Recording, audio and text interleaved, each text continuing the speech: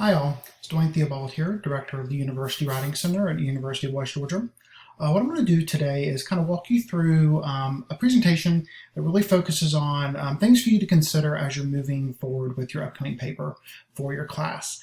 Specifically thinking about moving from your reading notes and thinking about what it means to take notes and think about those critically to how you take that and move forward into an academic paper for an academic class. So a lot of what I'm going to talk about is going to be specific to what you're doing in your class currently, but also there are things here that are going to be applicable across the board that'll be important for you to keep in mind really for any academic paper that you'll work on in any class. So one of the things I always like to start off with when I talk about writing is that it's hard. I don't think that's a bad thing to say. There are some people who might think that that is bad to say, but I think it's very fair because writing is challenging. Writing takes a lot of time to really get good at. I wish that it were something that if you just did one time, you would improve and you would never have to think about it again. But you constantly are improving and thinking about your work in different ways and learning new ways to improve your writing and new ways to identify errors. It's all a process. And it can be challenging, but the good thing is that there are things that you can learn, things that you can kind of have in your toolbox, so to speak, and apply anytime you're working on an assignment that will benefit you for whatever you're working on currently, but will also benefit you moving down the road. So that's really what my plan is today, is to kind of talk about some of these things in a really meaningful way, give you some pointers, show you some examples of some things that you can take with you as you finish out the semester, and also maybe utilize this information for semesters to come. So the first thing that I'm always going to encourage you to do, and I encourage any student to do this, is whenever you are in any class and you're studying any text, any subject matter, whatever it is, make sure that you're taking notes. This seems really, really simple, but I can tell y'all from my experience as a student, both undergraduate and graduate, and also now as someone who teaches, both online and face-to-face, it is really obvious when students are not prepared, and one of the ways to be prepared for your class and to be able to keep track of what you're doing in class is to take notes. Oftentimes the issue is that either we get out of habit of taking notes or we just get so wrapped up in the text that we're studying that sometimes we forget that we need to be taking some notes of some sort to help us out as we move forward with the assignment, with the working in the class, but also the final culminating assignment that we may have that's associated with that particular assignment. And also make sure that you're taking notes during class discussion too. They're really valuable and they can help you as you prepare to brainstorm and draft later. Take down things that your professor is saying that seem really important. If you have a big, aha moment or even a small aha moment when you're in class discussion or you're in class lecture, write it down. One of the other things that is very true too is that oftentimes when we are in class discussion, our classmate might say something that's really interesting and it in some way, shape, or form connects to another idea that you had. Write that down. Some of the best ideas or some of the best connections that I made with some of the texts that I studied in grad school especially were from things that my classmates would say that would help piece together another idea that I had, because I was always in grad classes with people that were smarter than me, and that's often true. So take notes during class discussion. Have those things available to you. Now, I'm not saying you write down every single thing that every person says in class because your arm's going to fall off at a certain point. But if something really rings true to you, write it down, develop a shorthand. Most of you probably already have a shorthand for when you take notes. Utilize it, put it to practice. It's going to be really useful to you while you're in the moment doing that class discussion, but it's also going to be useful to you as you move forward with your writing process. Okay, so the next thing that I'm going to encourage you to keep in mind as you move forward with your writing process is to brainstorm. Again, brainstorming can seem really simple. It's something that you oftentimes learn in your English 1101, English 1102 classes. Some of you probably even learned how to do it when you were in middle school or high school when you were writing. But in my experience, the case tends to be the more that we write and the further up we go into our classes, regardless of our major, the less we think that this is important when it really is important. Just to give you an example for myself, when I was in undergrad, I brainstormed on many papers, but there were some that I did not because, again, life happens. Sometimes you don't factor in the time the way that you need to, and you should. And in my case, when I didn't brainstorm, my ideas and my papers were not as good as they were when I did brainstorm because the ideas were not as fluid. They didn't make as much sense. things were not structured the way they needed to be because I didn't take some time to brainstorm on the front end. So I always am going to encourage you to brainstorm. There's a lot of different ways to do this. You can free write. Free writing can be getting out a piece of paper, pulling up a blank Word document, and just writing about what you know about your topic. It could be in sentence form. You could do brief phrases, just a word here or there. One of the things that some people like to do when they free write is almost draw like a picture or kind of anything that will get your brain thinking about your topic and how you might want to approach it. You can map it out, or cluster it out. You can get a piece of paper and draw circles or clouds or any kind of shape and kind of write words or phrases in those and connect with arrows. It's for people who are very visually inclined. This can work really well. Listing with bullets, that can work out really well. You can do that on paper physically, or you can do that on a Word document. There's a lot of different ways to brainstorm. You could Google brainstorming techniques and get a list that's very long, because depending on who you talk to, there might be some techniques that they might recommend more than others. It really doesn't matter what kind of brainstorming you do. It could be one of the ones I mentioned here, or it could be something completely different. My recommendation would be that you just brainstorm in some form or fashion. It doesn't have to be a 30-minute, 45-minute, hour-long process. It can be if you need it to be. But my recommendation would be give yourself some time to do some brainstorming. That way you have something sitting beside you to kind of guide you and help you out so you don't freeze up as much when you go to actually start drafting that paper. And of course, also use your notes, all of them, all the notes that you've taken while you've been reading, watching a text, whatever it might be. And of course the brainstorming as you begin to think about how you want to structure that paper. And more specifically, your notes and your brainstorming can be useful to you as you think about what kind of evidence you might want to pull in from the one text or the several texts that you are studying. Having all that available to you is really great because there are things that you might have written down in your notes that you mentioned briefly, but then when you got to your brainstorming, you fleshed out even more. All of that, and again, it can often sound like a lot of paperwork that you got to keep up with, or a lot of files you got to keep up with if you do it electronically, and it can be, but it's really good to have all of this available to you. The more you have to work with, in many cases, the better off you're going to be as you begin the drafting process and actually begin to get something down on paper in a meaningful way. Now, one of the things to keep in mind is it possible to really have good evidence from the notes you've taken? And absolutely. I would say you absolutely can have good evidence that comes from notes, or at least the beginnings of evidence from your notes. As you're looking at your notes, consider what you privilege, or rather what you wrote down in detail or wrote down multiple times, and that information usually works its way into a paper in some form. So I'll give you an example. For me, my master's degree was, of course, in English from West Georgia, but my specialty was film studies. So I studied film a lot. I actually teach a first-year seminar now. I've taught it for 2 years, hopefully going to teach it the third in the fall, that focuses on film analysis and film studies. And what's really interesting about film for me, is that there are certain things I notice every single time I watch a film. It doesn't matter what genre it is, who the director is, there are certain things that I gravitate toward. I gravitate towards sound. I gravitate toward the way an actor or actress's performance, the way they physically appear in the scene, and how that changes.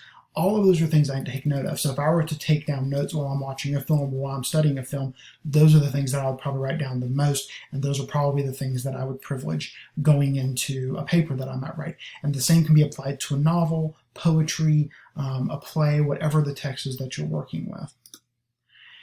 But of course, do give yourself plenty of time to really vet your notes and brainstorm. Everything that you've written down will not make its way into the paper, but some of the information and ideas will. You could have 5 or 6 pages worth of detailed notes on a play or on a section of a novel, or maybe over the course of the whole novel, or maybe you have notes littered throughout the novel, the physical text itself, and sticky tabs and all those kind of things. Everything that you've written down is most of it's going to be valuable. It's going to be valuable to class discussion, to get people thinking and to get yourself thinking more. But not everything that you write down is going to make its way into a paper, regardless of the length of the paper. It's just not.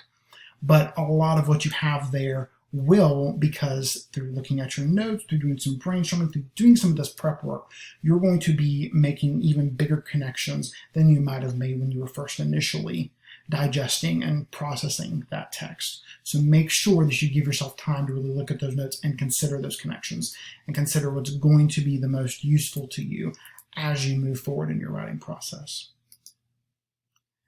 Now, when you're thinking about moving from notes to evidence, what can be classified as evidence? What can be categorized as evidence? In most cases, it's going to be just about anything. So give you some examples here. If your argument centers around a main character, be sure that your body paragraphs deal with that character and how that character impacts your argument. I am, again, going back to my example of film. I love to wrap my characters up in my arguments. I'm specifically do deep character study. So if I'm going to do that, I need to make sure that my body paragraphs deal with that character in a really clear way, and how that character and their actions, their behavior, their lack of action, whatever it is, impacts the argument that I'm making. And one quick note, keep in mind, every paper you produce pretty much across the board, unless you're told otherwise, is going to have some kind of argument, some kind of driving question, main claim, main goal that you're going to accomplish. For a class like this, you're going to have that thesis statement. You're going to have a true argument about the text, singular, or texts, plural, that you're looking at. And you need to make sure that that is present, because if it's not, a lot of the work that you're thinking about here is not going to be as easy, and honestly, the connections you're making are not going to be very clear. If your argument centers around a certain textual event, be sure to feature that event throughout the paper. So if you're focusing on, maybe if you're looking at a particular historical literary text, and there's a particular event or several events that factor into that text, make sure that that event is featured throughout the paper. Kind of, it's almost sort of like a linchpin for some of the things that you're going to discuss.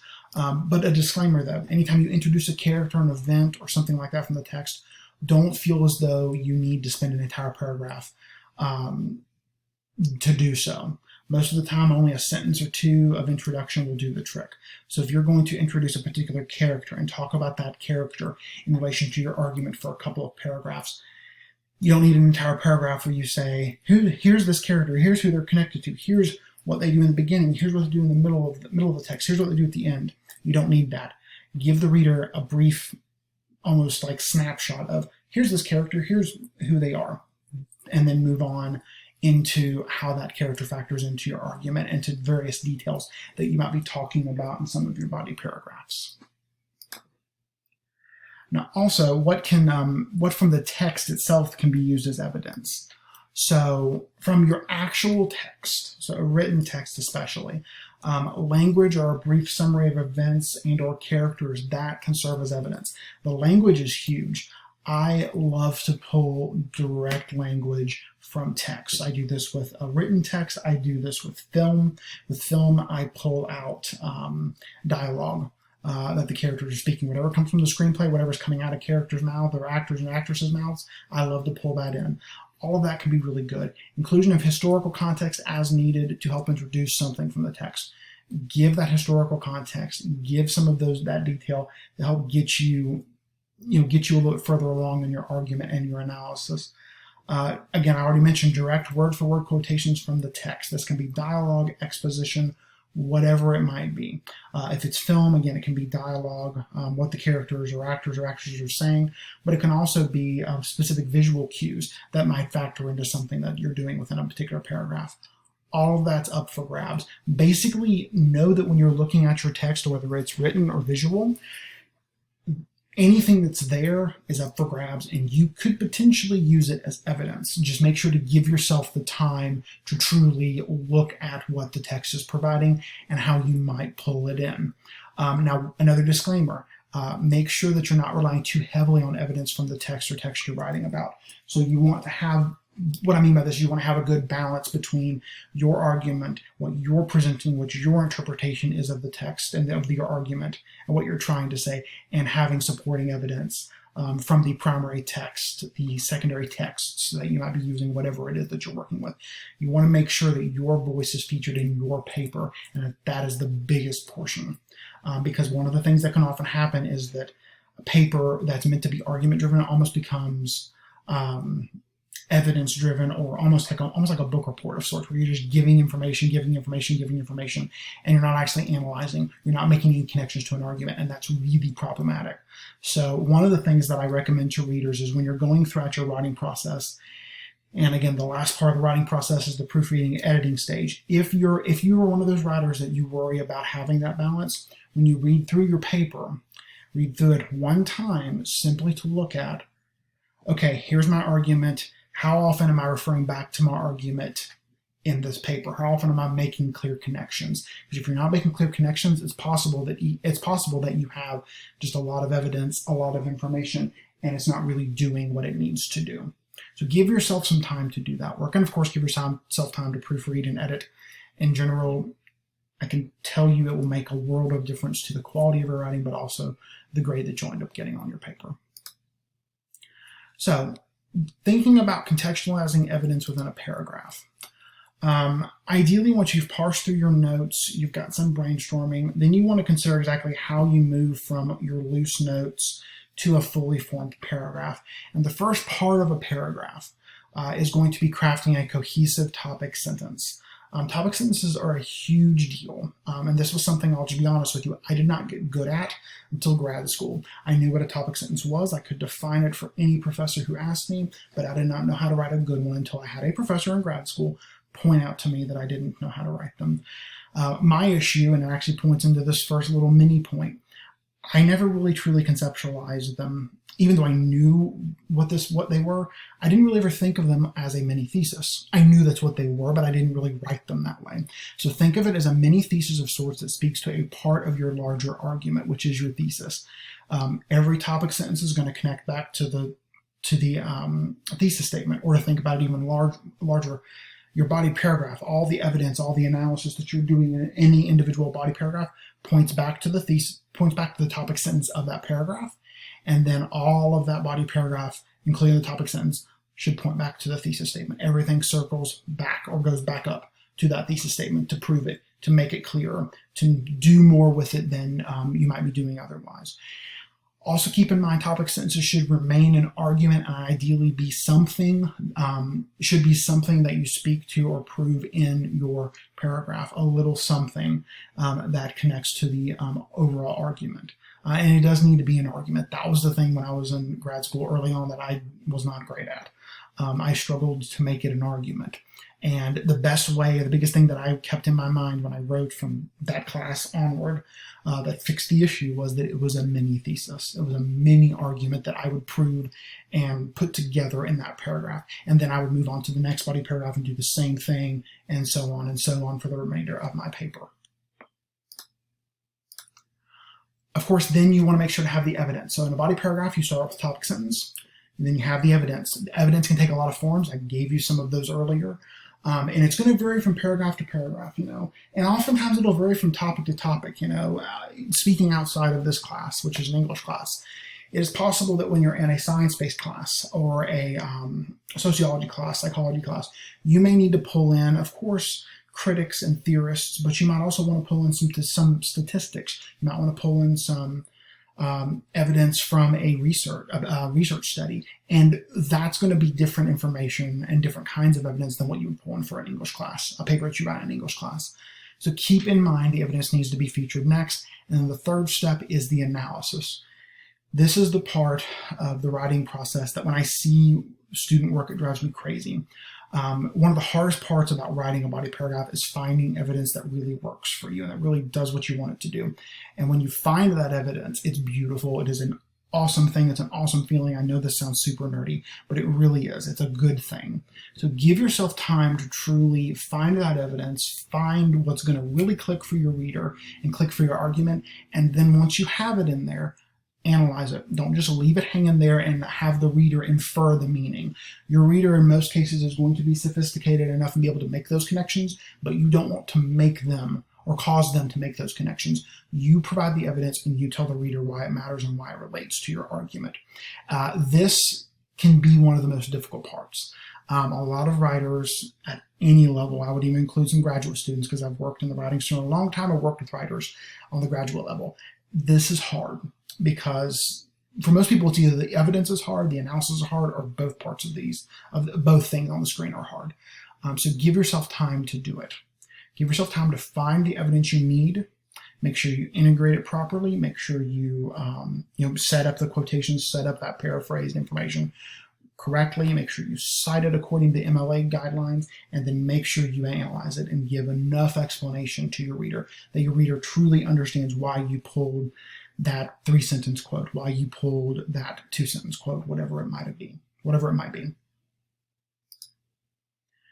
Okay, so what I want to do in the next couple of slides is actually walk you through some examples of how body paragraphs could be put together. So again, we started with notes, moving from notes to brainstorming to thinking about evidence to putting together a paragraph with evidence.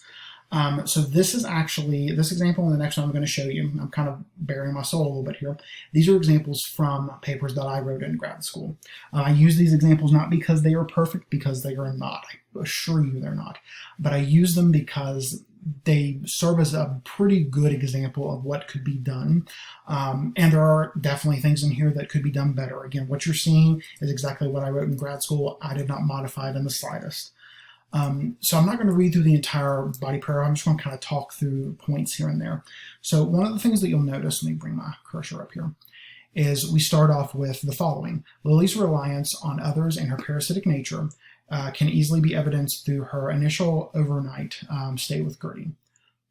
So this is our topic sentence, and it is an argument. By stating Lily's reliance on others and her parasitic nature can be evidenced through her overnight stay with Gertie, it's entirely possible someone could read that and say, no, that's not the case.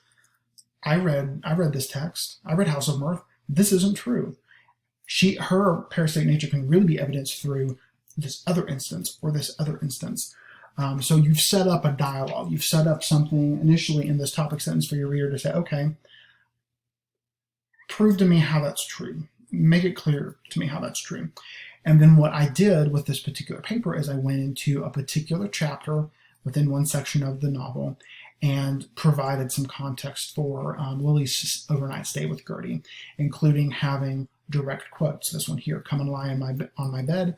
Your hands are frozen. You must undress and be made warm. You shall stay here. And then, of course, I gave the parenthetical with the author's last name and the page number as MLA calls for it.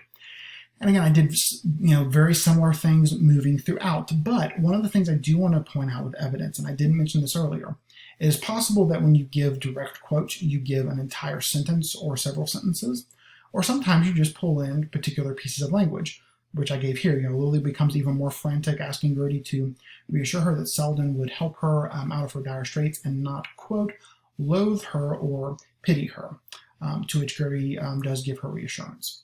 So the loathe her or pity her, all of those are things that I pretty much pulled from the language I essentially pulled from the text, but I didn't want everything else that was around it. I didn't need the entire sentence.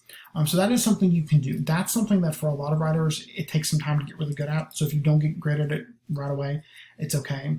A lot of writers tend to start with full sentences and then they move toward the little pieces of dialogue that's going to really benefit their argument.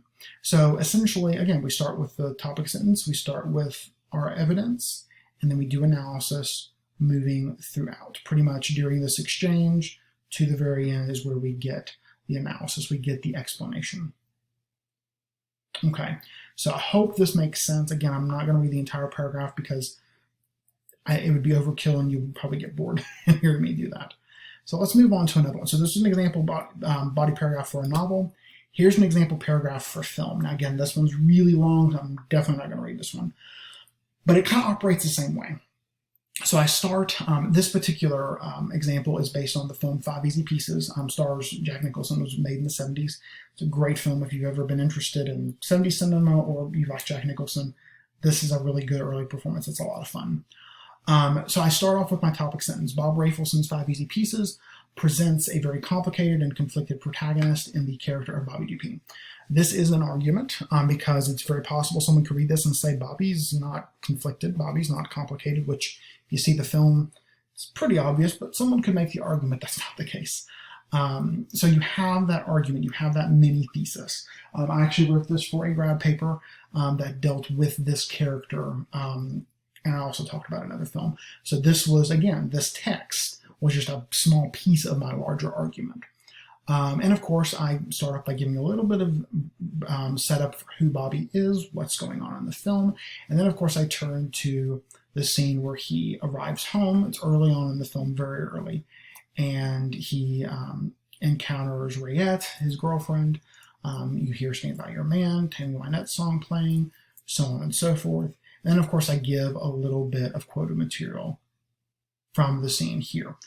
Which is, it says that Rayette's taste in music comes down to, quote, a question of musical integrity. And that's a quote. It's a line directly from Bobby Dupe, Jack Nicholson's character. Oops. And again, pretty much from that quote on, I talk about how, Bobby is complicated and conflicted and why he's, just to be blunt, kind of an asshole. And he's kind of evident through things, he says down here, he immediately ignores what she says about him and his family's talent and asks her to take the sign off her tit so they can go out and have a real good time. So again, I give you this example because with film, sometimes you need to give a little more context than you might for a novel. And again, there's some context here I could easily cut because one of the things about myself I know as a writer is that I'm wordy.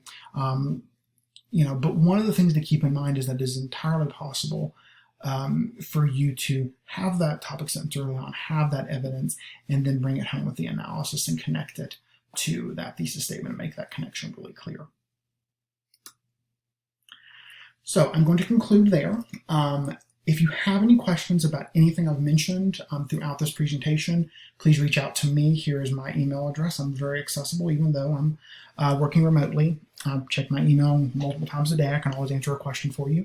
And then down here is Aaron Bremeyer. He's our assistant director. He can often help with writing questions as well. Even if he hasn't seen this presentation, he can often still help you. So reach out to one of us. We'll be happy to help you. Also know, I'll make this quick plug because I run the center, that we have moved online. This was effective on the 30th.